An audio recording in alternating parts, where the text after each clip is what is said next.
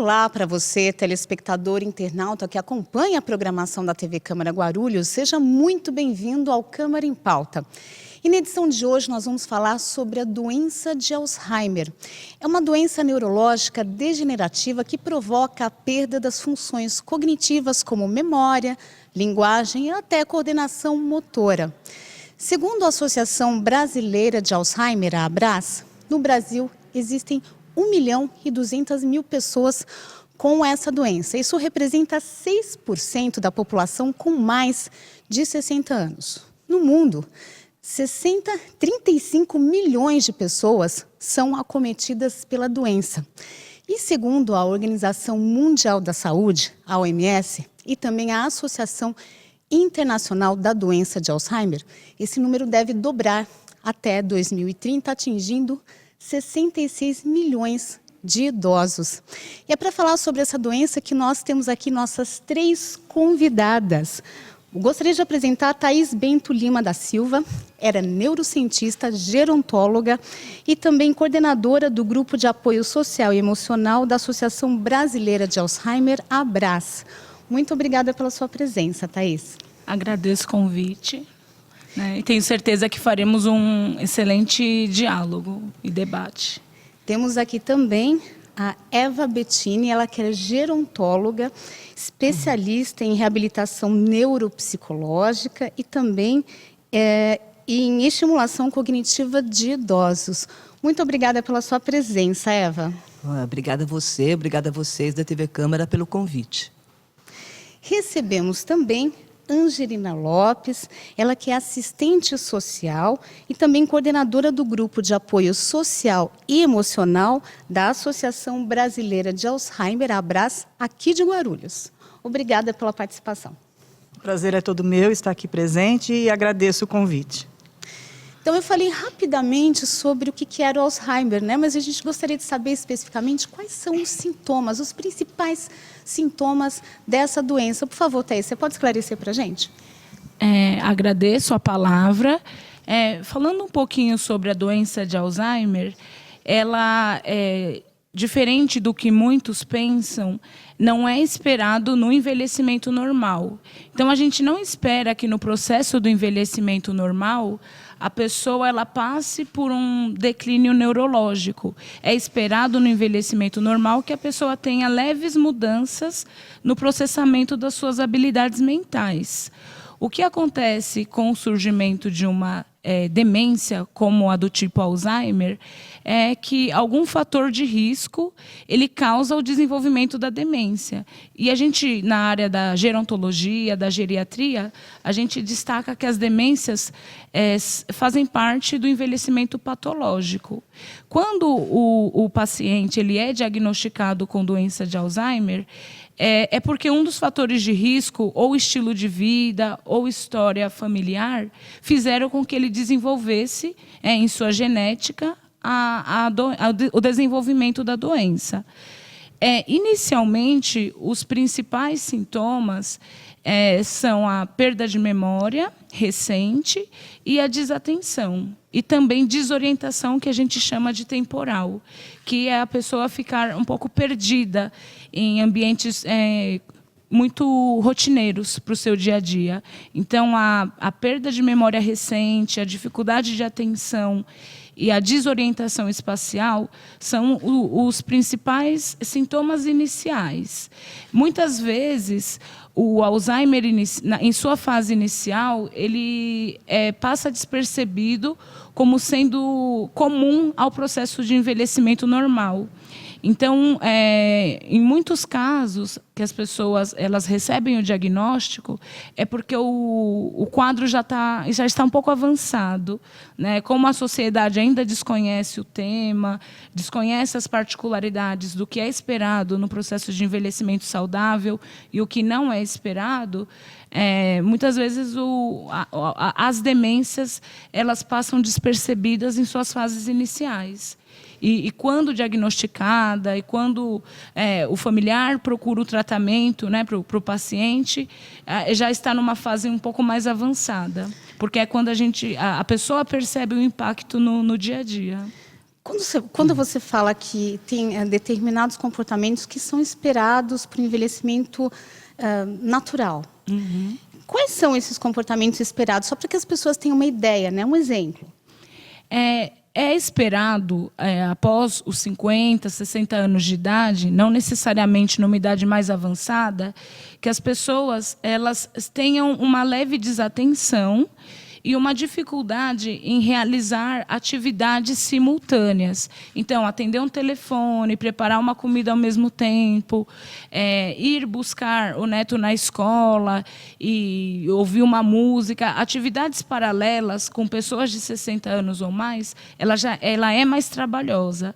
Além disso, aprender informações recentes também é mais trabalhoso, mas não é que seja um obstáculo, né? As pessoas não aprendem, mas a aprendizagem é mais trabalhosa após os 60 anos.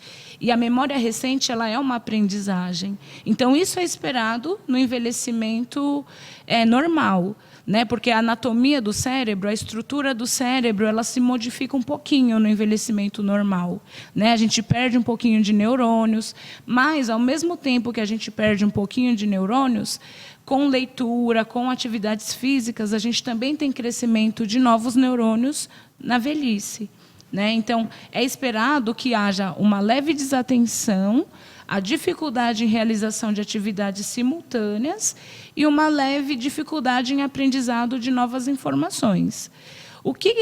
Qual é o parâmetro que a gente usa para diferenciar o normal do patológico? É o quanto essa leve dificuldade em atenção, em realizar ações simultâneas, interfere nas atividades que a gente chama de atividades instrumentais de vida diária, que são as atividades que a gente executa automaticamente, com facilidade, mas que elas são mais complexas.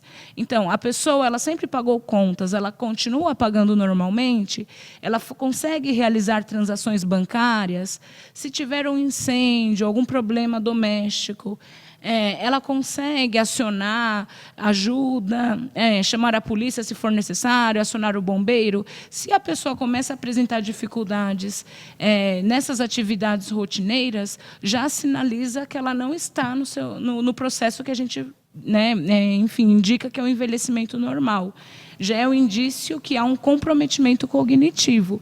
Não necessariamente já é um quadro demencial, mas já indica que algo normal não está acontecendo.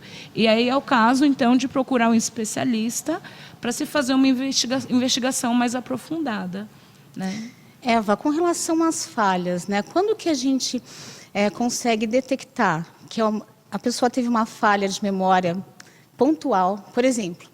Isso acontece não só com as pessoas idosas, mas com muita gente. A gente vai lá para a cozinha, abre a geladeira, puxa, o que eu vim pegar nessa geladeira? Esse tipo de falha, como que a gente consegue detectar se é uma falha desse tipo ou uma falha realmente decorrente de uma demência? Bom, sempre quando a gente vai falar sobre isso, tanto em grupos de estimulação, palestras, a gente sempre pede para as pessoas se compararem a si com ela mesmo nessas atividades. Então, são pessoas, normalmente, que ao longo da vida, sei lá, era mulher que ele esquecia o tênis, pegava uma meia, voltava, aí esquecia o tênis lá, voltava, pegava, entendeu? Então, são pessoas que têm esse esquecimento mesmo, né? Então, a gente tem que se comparar com a gente mesmo. Se você percebe que realmente você não era assim e começa a ter, então tem isso que a Thaís falou. É mesmo uma coisa do processo, então você tem que perceber se isso atrapalha a tua vida, né? Os campeões de esquecimento são esses: esquecer chave, esquecer celular, esquecer os óculos, né? A pessoa que usa óculos, e ir até um lugar, procurar, ir na despensa, buscar uma coisa e não saber o que foi fazer lá. Volta para a cozinha, vê o que estava fazendo, volta na despensa. Sabe por quê também? A gente, ao longo da vida, aprende a dar a ordem inversa para o cérebro. Então, eu sempre falo para as pessoas, a gente tem que, por exemplo, se eu estou fazendo uma macarronada e eu preciso do molho, eu tenho que pensar, eu preciso do molho. Mas o que a gente faz? A gente fala, eu preciso ir na despensa pegar o molho. Então, essa ordem que a gente faz, não da coisa em si, mas do local, faz a gente ir lá certinho. Só que a gente não gravou a segunda parte, né? Que é o que eu vou pegar, o que eu preciso. Se a gente conseguisse aprender a fazer isso ao longo da vida, né? Não precisa ser quando está com alguma dificuldade. Eu preciso do molho. Onde está o molho? Está lá, né? Aí você sempre sabe onde está. Você não vai no quarto buscar o molho de tomate, né?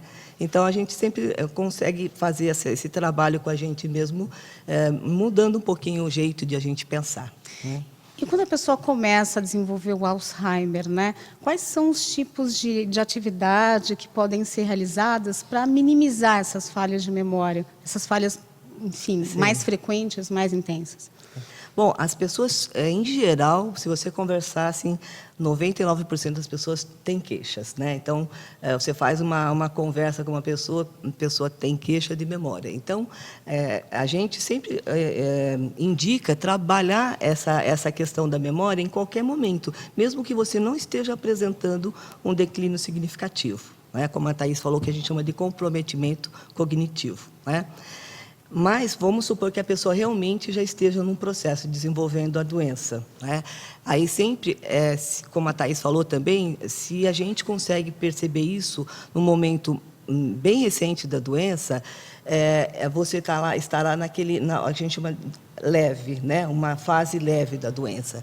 Aí sim, há essa estimulação cognitiva que a gente faz, ou em domicílio, ou em grupos, em núcleos de convivência, atividades mesmo de a pessoa fazer raciocínio, desenvolver o raciocínio, desenvolver a linguagem, são exercícios também motores, porque o exercício motor de você fazer alguma coisa perante uma ordem... Palavra cruzada, por exemplo. Também, exatamente. Só que essa é uma atividade mais solitária, não que não seja boa, ela é boa, a leitura é excelente também, mas a pessoa precisa, por exemplo, se ela lê alguma coisa, conversar com alguém sobre aquilo que ela leu, entendeu? Tentar contar o que ela leu, isso faz parte do exercício. E as outras são realmente que a gente dá operações matemáticas para a pessoa fazer, coisas de fluência verbal, né? Buscar na linguagem, na memória. E são vários exercícios que a gente pode fazer, que a gente percebe nas pesquisas que a gente já fez, já participou, que há o avanço da doença fica menor. Ela não chega a regredir, entendeu? Mas ela pode até estacionar. Angelina, quando a família descobre, né, que a pessoa, o ente querido, tem Alzheimer, quais são as primeiras providências que ela deve tomar para lidar com essa doença? O grupo de apoio favorece, né, todos esses sintomas que a Thaís falou, que a Eva falou, né, o grupo de apoio, assim, no início, a família se sente perdida. Ela não sabe como lidar com aquela pessoa naquele momento, né? Naquelas fases iniciais. Ela pensa que se a pessoa já é um pouquinho mais nervosa, sempre foi, ela acha que não está doente. Porque responde certas coisas e para isso não está doente, né? Então, o grupo de apoio favorece essa troca,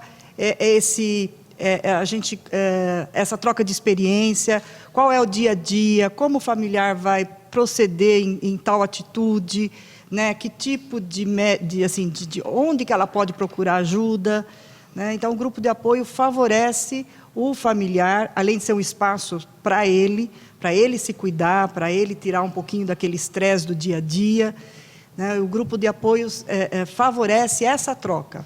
No caso dos especialistas, a Thaís tinha falado, você acabou também de falar que vocês orientam a família a procurar um especialista. Que tipo de especialista, ou que tipo de médico deve ser procurado aí logo no início? Olha, a gente não indica assim, pode ser um geriatra, pode ser um neuro, é onde ela tiver melhor acesso, né? Um próprio clínico, um clínico geral que possa estar especializado, né, para tratar de Alzheimer, e aí continuar, né?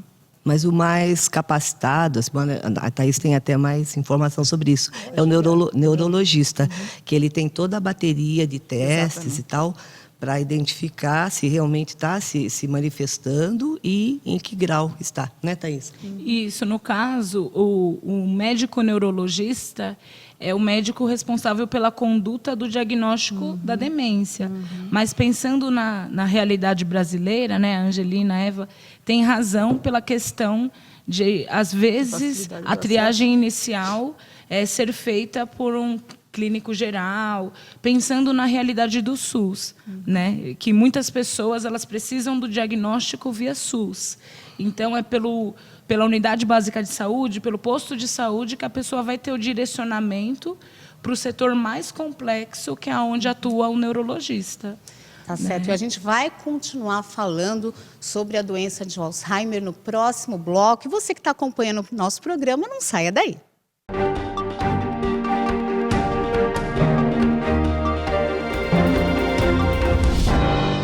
Queria parabenizar a TV Câmara, parabenizar aqui o presidente e todos os vereadores pelo trabalho que vem sendo feito e espero que vocês possam continuar contribuindo cada vez mais para levar informação à nossa população e permitir que o cidadão possa participar, dando opiniões, sugestões e ajudando a construir a cidade. E parabéns pela qualidade, porque eu estava dizendo agora há pouco, vez ou outra estou por aí no trânsito, às vezes até fora de Guarulhos, e aí ligo o celular pela internet, sintonizo, acompanho. Então, a gente fica feliz quando vê essas coisas, porque significa que esse esforço que vocês estão fazendo aqui, tem muita gente que vocês nem estão sabendo, mas que estão do outro lado, acompanhando para e passo tudo que acontece no Legislativo e tudo que acontece na cidade. Parabéns, sucesso e já nasceu bem.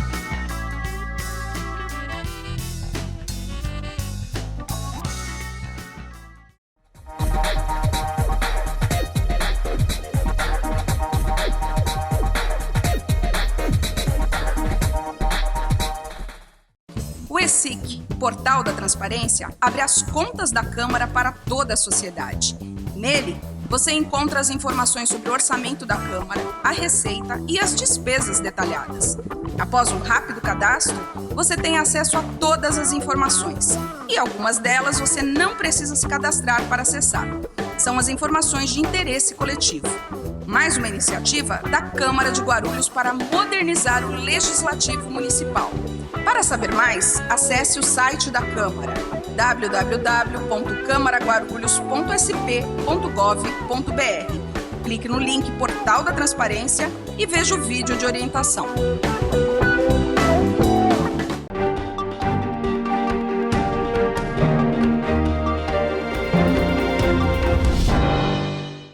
De volta com Câmara em Pauta, e no programa de hoje nós falamos sobre a doença de Alzheimer com nossas 3 convidadas, a Thaís Bento Lima da Silva, que é neurocientista e gerontóloga, também a Eva Bettini, que é gerontóloga, e a Angelina Lopes, que é assistente social e coordenadora do Grupo de Apoio Social e Emocional da Associação Brasileira de Alzheimer. Thaís, no primeiro bloco a gente falou sobre os sintomas, né? A gente gostaria de saber qual que é a origem do Alzheimer, né? Quais são as causas dessa demência?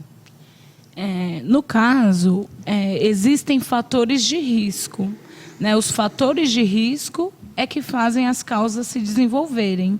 Então, sempre que a gente pensa em fatores que causam a doença de Alzheimer, a gente pensa primeiro quais são os riscos principais que as pessoas precisam, enfim, trabalhar, manejar para evitar desenvolver. Naturalmente, o principal fator de risco é a própria idade. Então, quanto mais velho a pessoa for, mais propensa ela vai estar a desenvolver o quadro. Não significa que ela vai desenvolver.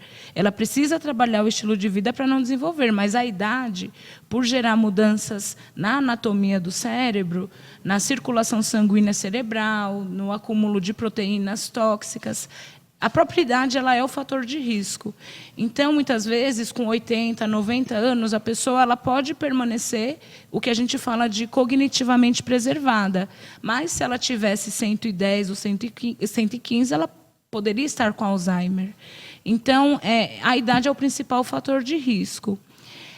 Um outro fator de risco é a questão da escolaridade, que são os anos de estudo que a pessoa ela teve durante a vida. A escolaridade o estudo ele ajuda o cérebro a formar conexões. E essas conexões são protetoras de fatores externos que podem desequilibrar o funcionamento cerebral. Então, quanto mais a pessoa leu durante a vida, teve desafios mentais, mais o cérebro ele se torna protegido. E aí vem as questões de algumas pessoas. Mas eu conheço muitas pessoas de altíssima escolaridade que têm um quadro demencial, que têm uma doença de Alzheimer. Então, significa que a escola, os anos de estudo, né, ele não é protetor. Na verdade, é uma proteção a mais a escolaridade, mas há diferenças quando a gente vai pensar, comparar uma pessoa que ela tem um alto nível ocupacional com alguém que não tem.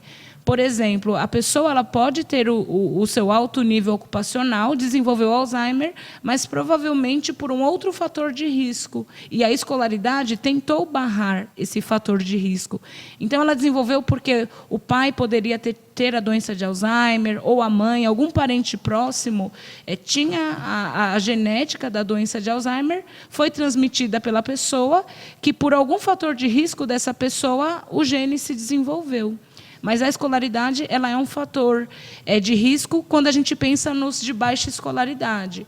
Então, pessoas analfabetas, pessoas que são muito providas de escolaridade, elas são pessoas mais propensas a desenvolverem a doença de Alzheimer, porque o cérebro foi muito pouco estimulado, então ele fica mais propenso realmente aos fatores de risco.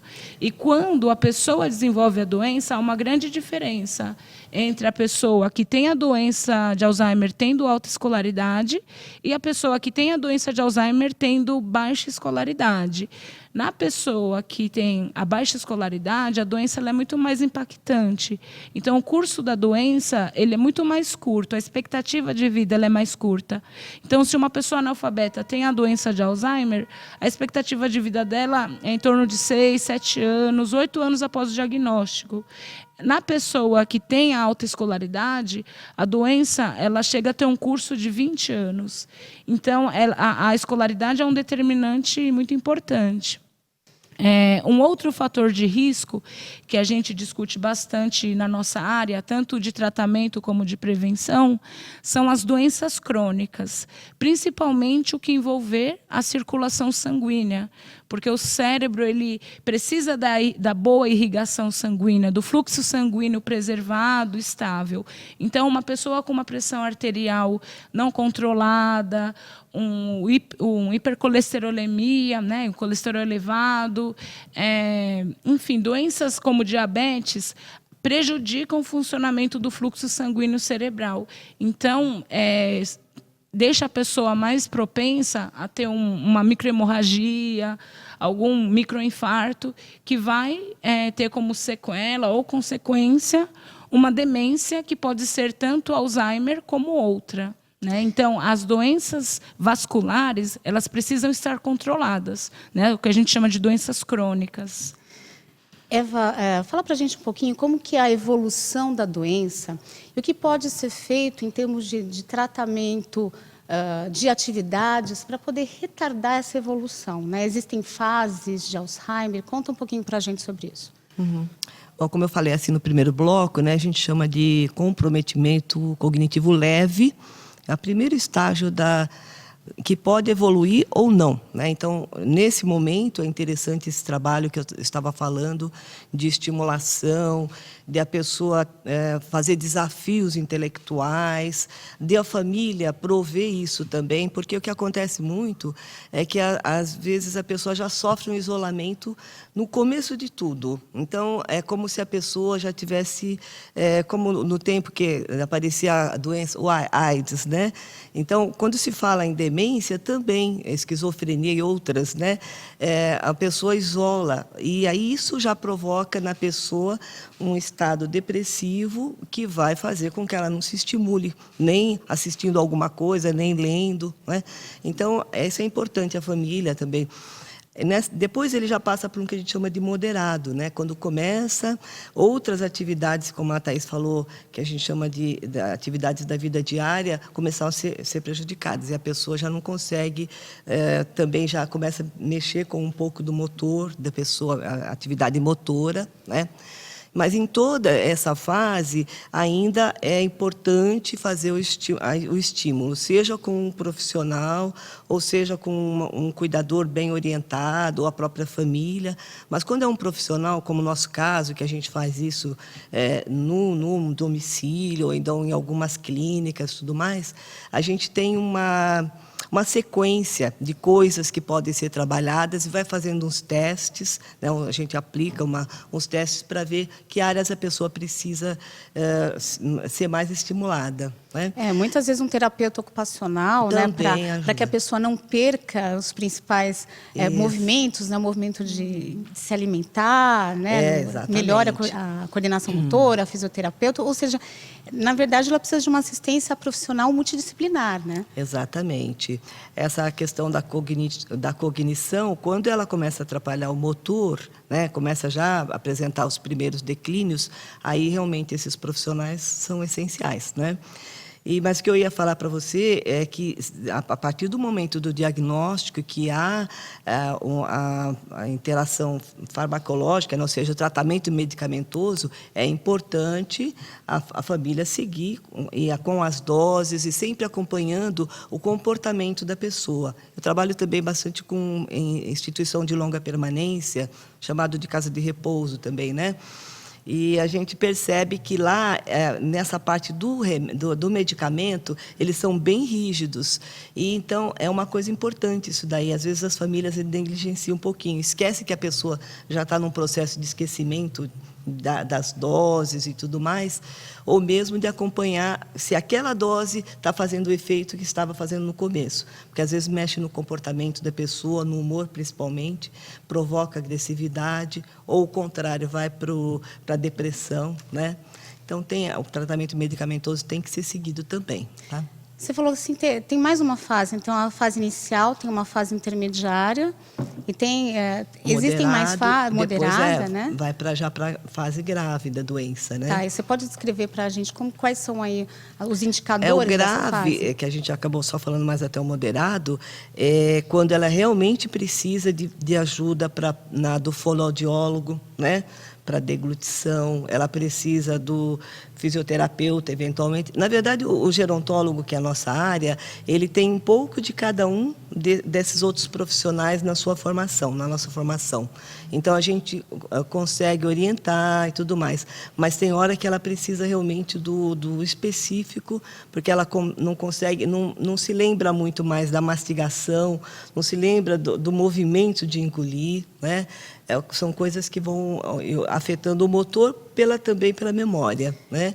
E aí realmente a pessoa, às vezes, aí já entra em estado de apatia, né? Que ela não quer mais interagir com ninguém. Então, já é um estágio mais, assim, problemático, mais complexo, né? Ela já chega também a ficar acamada, né? Não tem dificuldade de se movimentar, lentificação esse de movimentos. Já um estágio bem avançado mesmo, né? Dentro desse que a gente chama de mais complexo.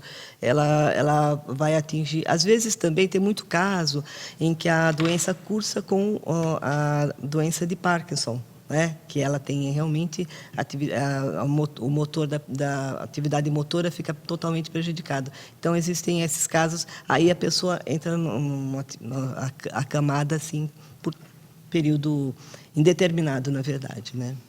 Angelina, fala para a gente quais são, né, vocês que lidam diariamente com cuidadores, com familiares, né, de pessoas portadoras de Alzheimer, quais são os principais cuidados que as famílias têm que ter com o idoso portador de Alzheimer e também consigo mesmas, né?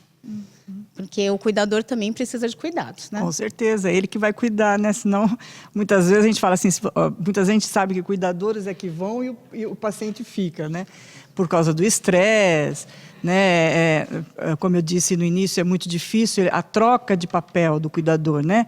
Até hoje eu sou filha, a partir de amanhã eu volto a ser, sabe? Eu sou mãe, eu sou pai, né? Então, assim, eu troco o meu papel. Então, isso, para o cuidador, no início, é muito difícil ele compreender.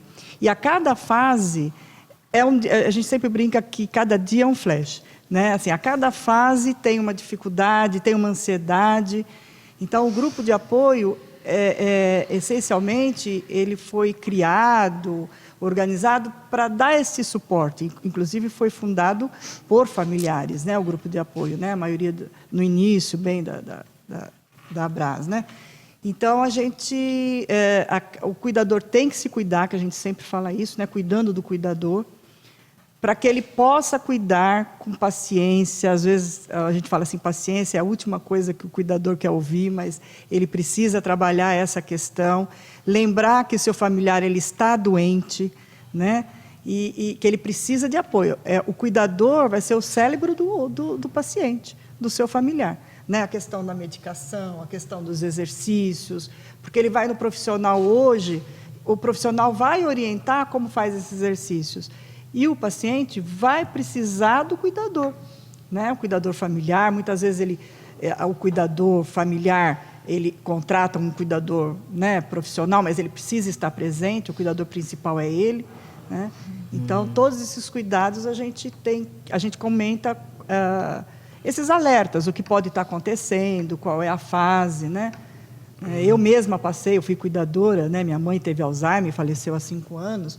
Então, muita coisa que eu aprendi no grupo, eu presenciei, muita coisa que aconteceu, eu não sofri tanto, né? Quando, por exemplo, convulsionou, o que eu faço? No grupo já tinha me orientado, né? Como agir, como lidar com aquela situação. Então, o grupo, por isso que é um facilitador, né? Eva, quais são as principais adaptações que devem ser feitas rapidamente, né? A gente vai comentar isso rapidamente, por exemplo, na residência do portador de Alzheimer? Na verdade, a gente fala que as adaptações, voltando um pouquinho, a arquitetura deveria ser adaptada para todos, em todas as idades. Né? Não necessariamente você pensasse, não pode se andar, não pode se levantar. Então, existem vários cuidados. Mas, especificamente, realmente são os banheiros, né? a luz no rodapé assim, da sequência de onde leva a pessoa até o banheiro, quando ela ainda caminha e tudo mais, né? As barras de apoio, tirar tapetes e fios, coisas do meio do caminho, e tentar deixar o ambiente mais claro, mais aberto, assim, porque quando a coisa fica muito pesada, como a Thaís falou, a desorientação espacial já fica prejudicada, e se o ambiente é fechado, cheio de coisas, escuro, a desorientação espacial fica grave, fica mais importante. Eu queria só fazer uma complementação, que a gente também, pensando na questão de adaptação, a gente costuma orientar o familiar a ter soluções caseiras, pensando no desempenho da memória. Então, a gente sempre orienta a ter um calendário em casa que seja grande, que tenha números que ele visualize, que se possa marcar um X toda vez que ele estiver na data, e quando finalizar, fazer um círculo.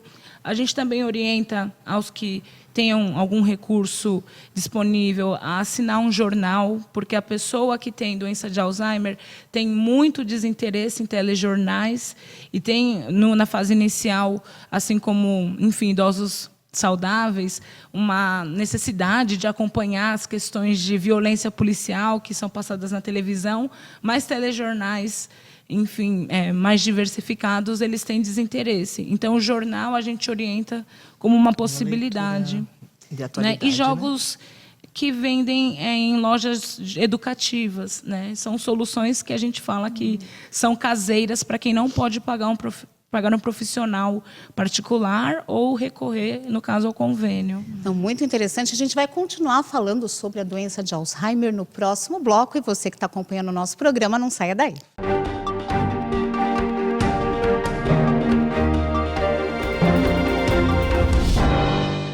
Eu estou na TV Câmara Guarulhos. Eu estou na TV Câmara de Guarulhos. Eu estou na TV Câmara Guarulhos. Eu estou na TV Câmara de Guarulhos. TV Câmara Guarulhos, o canal da cidadania.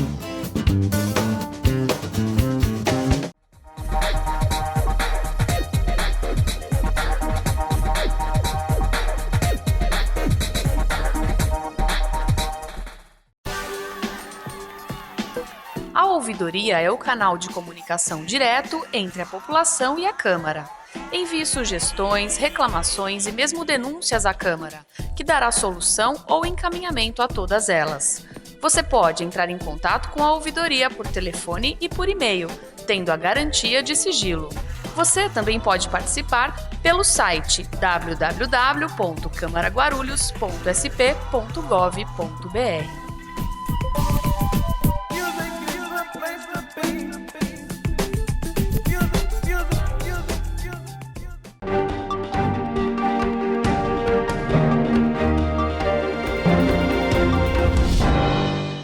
De volta com Câmara em Pauta. Hoje o tema da nossa edição é a doença de Alzheimer. Para falar sobre esse tema, nós temos aqui nossas 3 convidadas. A Thaís Bento Lima da Silva, que é neurocientista e gerontóloga. Temos também a Eva Bettini, que é gerontóloga. E também a Angelina Lopes, que é assistente social. Bom, Thaís, quais são os tratamentos do ponto de vista dos medicamentos que existem hoje para retardar a evolução da doença? A gente gostaria também de saber se já há estudos, há perspectivas de cura. Em relação aos tratamentos, o tratamento medicamentoso principal é voltado para medicação que vá ajudar o paciente a formar novas memórias. Então, é uma medicação que a gente chama de inibidor da acetilcolinesterase. Essa medicação, ela vai deixar o paciente mais atento e, estando mais atento, ele vai conseguir memorizar novas informações. Entretanto, o curso da doença continua progredindo. Os medicamentos, eles não freiam a progressão da doença, mas eles melhoram a qualidade de vida. Este, por exemplo, no intuito de deixar a pessoa mais focada. Porque o que acontece na doença de Alzheimer, quando não tratada, a pessoa ela fica um pouquinho desorientada, aérea, ela fica como se passasse por um curto-circuito no cérebro. Uma hora ela está conectada, outra hora ela não está mais, ela esquece onde ela está em um curto espaço de tempo. Então, a medicação, principalmente na fase inicial e moderada, ela ajuda a deixar a pessoa mais focada e a fazer com que ela grave novas memórias. Existem outras medicações que vão ser introduzidas de acordo com as respostas que a pessoa apresentar no dia a dia.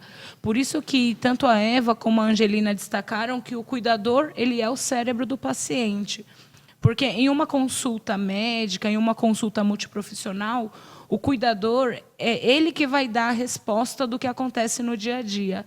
Então, ele vai falar, olha, o meu pai ele está vendo ratos e borboletas voando na parede. O meu pai ele está vendo pessoas mortas. A minha mãe diz que eu não sou filha dela, que eu sou uma impostora e que eu vou roubá-la. Então, esses comportamentos que a gente chama de neuropsiquiátricos é que vão indicar as medicações adicionais. Não são específicas para a doença de Alzheimer, mas sim para os comportamentos que a pessoa apresentar.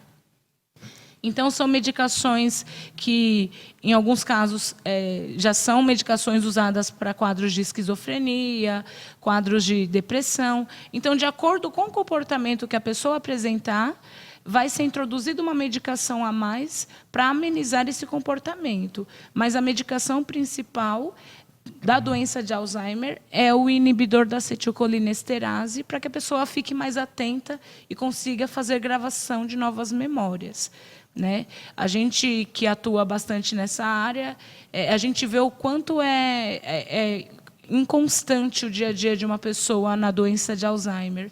Então, a pessoa ela fica com mais vontade de comer doces, fica com comportamentos infantilizados, às vezes fica mais agitada do que o costume. Então, a gente escuta muito no nosso dia a dia que a pessoa está mais teimosa, que ela só quer fazer o que ela quer, que ela não quer tomar banho, que diz que já tomou. Então, os comportamentos ficam muito alterados. e algumas medicações são introduzidas para amenizar o comportamento. Já alguma perspectiva, estudos que levem à cura do Alzheimer? Eu acho que é uma coisa que tantas pessoas que passam, né, que têm parentes nessa situação, eu acho que elas anseiam por isso e elas também não sabem, né? Você até falou que pode ser genético, assim, pode ter uma transmissão genética da doença. Elas ficam preocupadas também consigo mesmas, com os filhos. Na verdade, o que a gente também sempre destaca é que você ter um familiar próximo que teve o diagnóstico, que desenvolveu a doença, não significa necessariamente que você vá ter. Entretanto, o que a gente indica é que a pessoa que já tem um familiar que teve o diagnóstico, um familiar próximo, que ela utilize ferramentas em seu estilo de vida para evitar com que os fatores de risco no futuro façam com que ela desenvolva. Então, se ela tem um problema, uma doença crônica, enfim, ela mantém um estilo de vida ativo, com atividade física, alimentação saudável, exercícios cognitivos, ela consegue ter uma vida saudável ao longo da vida, diferentemente do seu familiar. Então, a genética ela é um fator só de risco. Mas a perspectiva de cura... Não existe atualmente perspectiva de cura. Só existe perspectiva de tratamento para a qualidade de vida, tanto do paciente como do familiar. Os tratamentos atuais, eles tentam estabilizar o quadro. Então, se a pessoa ela tem um diagnóstico e o curso de vida dela poderia ser de 15 anos, com o tratamento é de 20 ou mais. Então, o tratamento ele posterga o declínio. Mas os tratamentos que existem ainda de cura são muito iniciais, são muito escassos, são muito pontuais em alguns centros específicos e estão ainda em modelos animais, que a gente fala, né? Em ratos, enfim, outros modelos animais, mas ainda estão muito incipientes. Angelina, com relação às políticas públicas, né, o que pode ser feito para realmente melhorar a qualidade de vida dos portadores de Alzheimer? Isso do ponto que é uma doença assim que cada vez mais ela está aumentando, a quantidade de pessoas que ela atinge está cada vez maior, a expectativa de vida de pessoas aqui no Brasil também está aumentando, o que é muito bom, mas também tem esse lado, né? Quanto mais velha a pessoa fica, mais tendência a ter doenças, inclusive demenciais, como você mesmo explicou. O que é preciso fazer para dar um maior apoio para as pessoas aí com doença de Alzheimer? A doença de Alzheimer, assim, é importantíssimo um trabalho de equipe multiprofissional. É importantíssimo, né? Não ficar só naquela coisa do médico, né? Tem o psicólogo, tem o geriatra, tem o neuro, que é o principal, né? Tem o assistente social, que, como toda doença, a doença de Alzheimer é uma doença que se baseia, assim, atinge bem os familiares, tem a questão econômica, né, que a gente precisa tá ajudando. Então, assim, o que precisava mais, pessoalmente, é mais acesso à saúde, né? O portador, como familiar, não ter um acesso tão restrito, né? Ter mais centros para tratar do idoso, né? Mais pessoas, né? Mais grupos de apoio, né? Que isso é importantíssimo. Acho que é mais facilidade em termos de medicação, né? Apesar que hoje, né, tem um alto custo, né? Uns anos atrás não tinha isso. As pessoas, né, podem retirar a medicação para Alzheimer gratuitamente, né? Isso já é uma ajuda, né? Mas o portador não precisa só deste remédio, né? Ele precisa de outras coisas. É fralda, é dieta enteral, né, no final. A casa precisa ser... Então, uma família de classe média baixa, né, tem muita dificuldade para cuidar do portador de Alzheimer ainda. É uma doença que custa muito, é muito cara, é custosa emocionalmente e custosa financeiramente, né? A família fica perdida, então ela precisa de um apoio multiprofissional, de cuidadores, de pessoas que possam estar orientando mesmo. Eva, no caso, né, muita gente não tem tempo de cuidar do seu ente querido, né, trabalham fora, não conseguem. Então, tem opções aí como ter um cuidador profissional ou então uma casa de repouso. O que é mais adequado para o portador de Alzheimer? Bom, assim, mais adequado assim não existe, né? Cada caso teria que ser estudado, porque para as famílias que têm um apego muito grande, quando aquele pai é acometido, um pai que foi ativo, que participou da vida de todo mundo, ou mãe, né? Também, principalmente mãe, né? Que é aquela mulher que cuida de todo, né? Junta toda a família. Então, para as pessoas colocarem a mãe ou o pai numa casa de repouso, que é uma instituição de longa permanência para idosos, né? Na gerontologia a gente chama ILPI, é uma decisão difícil, né?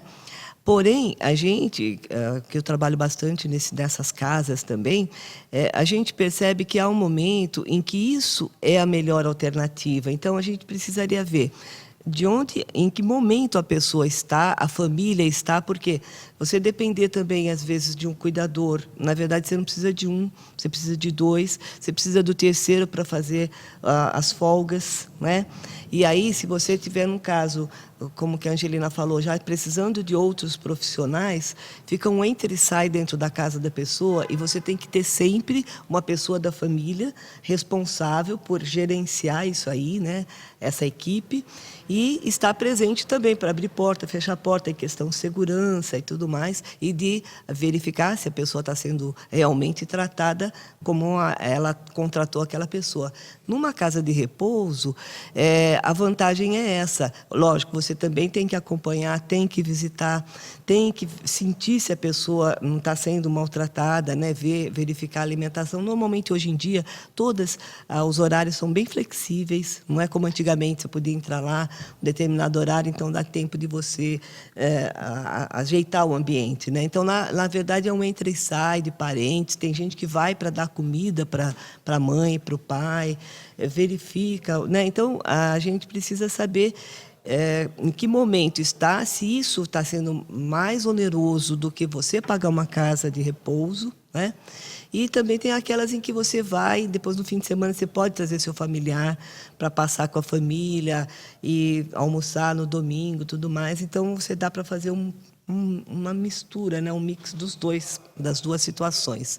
Realmente não existe o adequado, mas hoje também as casas de repouso estão se profissionalizando melhor, né? Então, é uma alternativa, sim, né? Mas não é fácil, não. Angelina, eu só gostaria que você deixasse aqui o contato para que as pessoas que precisem, né, do centro de apoio, as pessoas que moram aqui em Guarulhos, que queiram recorrer aí ao centro de apoio, possam ter essa referência. O nosso grupo de apoio, a gente fica no Complexo Hospitalar Padre Bento aqui de Guarulhos, na Avenida Emílio Ribas, 1819. E o nosso telefone de contato é 2463-5760. Então, e os grupos são realizados todas as terceiras segundas-feiras de cada mês, às 17h30. Né? É gratuito, é o grupo aberto, não precisa estar agendando antes para ir, né? Se sintam à vontade, nós estamos lá de braços abertos para recebê-los. Eu gostaria de agradecer todas vocês, aí, a Thaís Bento Lima da Silva, a Eva Bettini e a Angelina Lopes, pela participação. Muito obrigada, vocês ajudaram aí, eu tenho certeza, a esclarecer as dúvidas. Tá. E, claro, agradeço a você também pela sua audiência. Me despeço, lembrando que toda sexta-feira, depois do Jornal da Câmara, tem edição inédita do Câmara em Pauta, aqui na TV Câmara Guarulhos, o canal da Cidadania.